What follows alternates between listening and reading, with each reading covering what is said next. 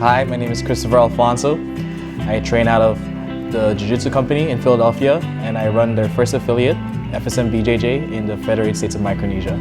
And it's also the only Jiu-Jitsu club in the Federated States of Micronesia.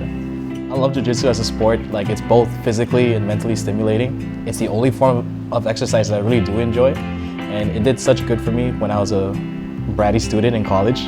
So I just hope it does a lot of good for the kids back home that we work with. So we mainly work with high school kids, college students, and young adults back home.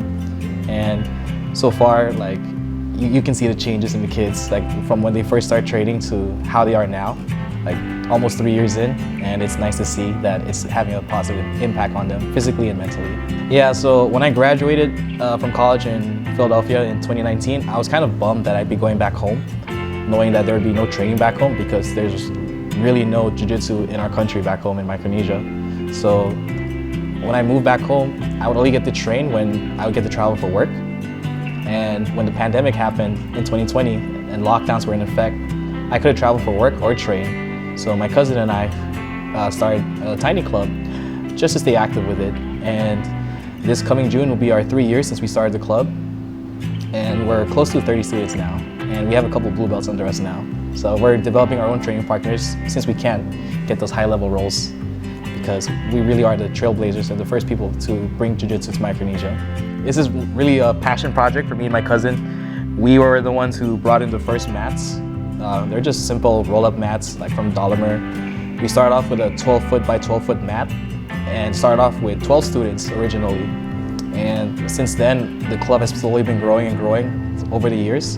And it got to a point where we had so many students that we were just crowded on the mats. So I decided to go all in and just make an investment and pull the trigger on a giant 30-foot by 30-foot mat. And now it's nice to see that now we're almost at 30 students, and it's always nice to see like a packed mat now, like from where we started.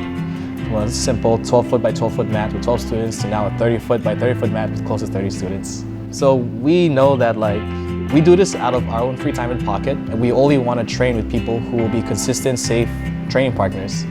And we know that there are some people who may try to learn Jiu-Jitsu for the wrong reasons, and we try to avoid letting those people in. So usually we have a referral system where every 3 months we would have a batch of beginners that we would compile based on suggestions from our current students or other people we may come across who may be interested. And then during that trial period of 3 months, we would get them through the basics of fundamentals.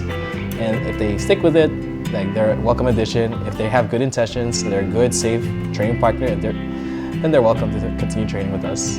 Oh, definitely keeping those high school students, especially, even the college students, like giving them a positive outlet of things to do outside of school. Like some of them, like there's not much to do back home. Like once they're done with school, they just either hang around or just maybe if they weren't doing sports outside of school, they'd be doing something else, probably something negative. So just keeping them busy and keeping them something productive and beneficial for their physical and mental health to do outside of school. So like I said, like we do this out of our own time and pocket. Like, so gis are an expensive piece of gear for training Jiu-Jitsu. We've gotten donations from teammates and friends all over the world, and a lot of kids back home can't afford a gi, and a lot of them can't afford to do laundry more than once a week. So it's nice to have multiple gis to keep in rotation for us, and hopefully with more gis and more donations and funding, we'll be able to get more classes going where we can do more training for everyone.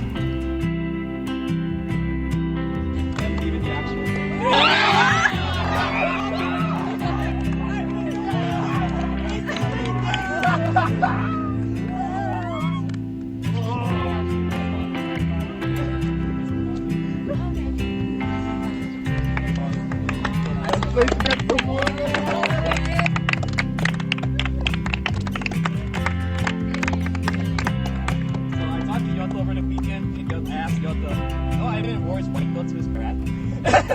And he's like, yeah, actually, buddy, how do you feel about